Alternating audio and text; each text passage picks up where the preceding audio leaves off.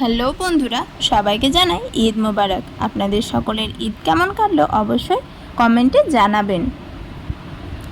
দেখুন, আমাদের বাড়ির এই ছোট্ট গাছে কয়েকটা আম ধরেছে, কিন্তু সমস্যা হলো আমগুলো হলুদ হয়ে ঝরে পড়ে যাচ্ছে।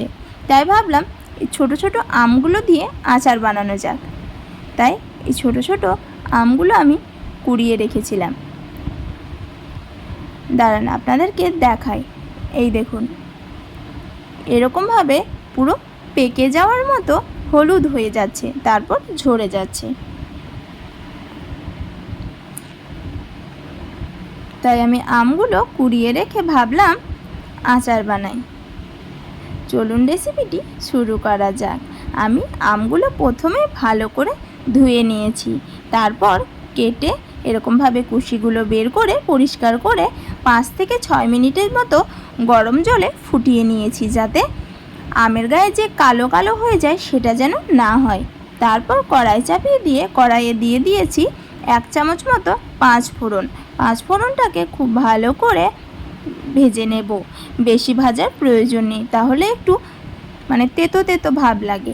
তাই এটা খুব সুন্দর যখন একটা গন্ধ বেরোবে তখনই বুঝে নিতে হবে এটা খুব সুন্দর ভাজা হয়ে গিয়েছে। তখন আমরা এটা গ্যাসটা বন্ধ করে কিছুক্ষণের জন্য নেড়ে চেড়ে নেব, কারণ কড়াইটা তখনও গরম থাকে। তারপর একটা পাত্রে তুলে নিয়ে আমি গুঁড়ো করে নিয়েছি। কড়াইয়ে দিয়ে দেব সরিষার তেল। তেল বেশি দেওয়ার প্রয়োজন নেই, অল্প তেলে আমি আচারটা বানিয়ে দেখাবো। আর কোনো রকম রোদে দেওয়ার ঝামেলা ছাড়াই আমি আপনাদের সাথে আজ আচার বানিয়ে দেখাবো। দেখুন, তারপর আমি দিয়ে দিলাম 3টা শুকনো লঙ্কা। শুকনো লঙ্কাটাকে বেশি ভাজবো না, একটু লালচে লালচে রেখে ভেজে নেব।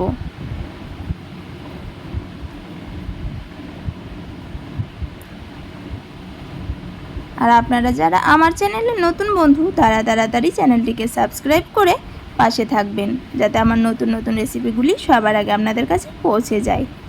দেখুন, লঙ্কাটা ভাজা হয়ে গেলে তারপর আমি আমগুলো এর মধ্যে দিয়ে দেব। দিয়ে আবারও খুব ভালো করে নেড়ে চেড়ে ভেজে নেব। আমটা আমি বেশি সেদ্ধ করিনি, কারণ সেদ্ধ করে নিলে একদম গলে যায়। আর আমটা একটু গোটা গোটা থাকলে খেতে বেশি ভালো লাগে। আর এটা তেলে যত নাড়াচাড়া করব তত কিন্তু আমগুলো গলে যাবে। তাই বেশি সেদ্ধ করার কোনো প্রয়োজন নেই। আর আমরা মনে করি আচার মানে দিনের পর দিন রোদ দেওয়ার ঝামেলা, তারপর অনেক তেলের ব্যাপার, কিন্তু আজ আমি একদম অল্প তেলে আর রোদ দেওয়ার কোনো রকম ঝামেলা ছাড়াই আচার বানিয়ে আপনাদের সামনে শেয়ার করছি। ভিডিওটি সম্পূর্ণ দেখতে থাকুন। দেখুন, কিছুক্ষণ আমগুলো তেলের সাথে নাড়াচাড়া করে তারপর আমি দিয়ে দিলাম স্বাদ মতো লবণ। লবণটা দিয়ে দিলে আমটা তাড়াতাড়ি গলে যাবে। লবণটা দিয়ে ভালো করে আবারও নেড়ে চেড়ে নেব।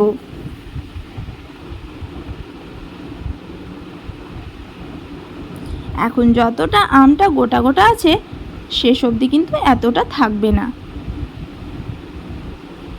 দেখুন, এভাবে আমি একটু দেবে নিচ্ছি, যাতে আমগুলো একটু গলা গলা হয়ে যায়। আর আমের আচার খেতে কার না ভালো লাগে।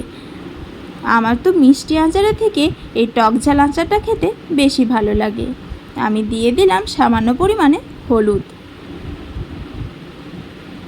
হলুদটা দিলে কালারটা খুব সুন্দর আসে। আমি বেশি হলুদ দিইনি, একদম অল্প পরিমাণে হলুদ দিয়েছি। আর মাত্র কয়েকটা ঘরোয়া উপকরণ দিয়ে আমি আচারটা বানিয়ে দেখাবো।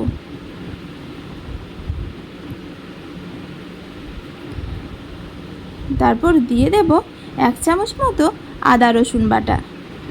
এই আদা রসুন বাটাটা দেওয়ার কারণে এর স্বাদটা অনেক গুণ বেড়ে যায়। আর গরম গরম ভাতের সাথে এই টক ঝাল আমের আচার থাকলে আবার কি চাই। আমার তো এই আমের আচার খেতে ভীষণ ভালো লাগে। এই আচারটা বানানো আমি আমার নানির কাছ থেকে শিখেছিলাম। আমি চেষ্টা করেছি ওনার মতো করে বানানোর। দেখুন, সবার শেষে আমি মশলাটা যেটা গুঁড়ো করে রেখেছিলাম সেটা এর মধ্যে দিয়ে দিলাম, দিয়ে আবারও খুব ভালো করে নেড়ে চেড়ে নেব। এর গন্ধটা এত সুন্দর বেরোচ্ছে যে কি বলবো, দেখেই যেন জিভে জল চলে আসছে। দিয়ে দিলাম অল্প পরিমাণে চিনি। আমের এই ছোট ছোট আমগুলো একটু কষা হয়, তাই সামান্য পরিমাণে চিনি দিয়ে আমি গ্যাসটা অফ করে দিলাম। এটা আর বেশিক্ষণ জাল দেওয়ার কোনো প্রয়োজন নেই। আচারটা আমার রেডি হয়ে গিয়েছে। রেসিপিটি ভালো লাগলে অবশ্যই একটা লাইক দিবেন, আর আচারটা কেমন লেগেছে অবশ্যই কমেন্টে জানাবেন। দেখুন, জিভে যেন জল চলে আসছে। আমার রেসিপিটি এখানেই শেষ করলাম। ভালো থাকবেন ও সুস্থ থাকবেন।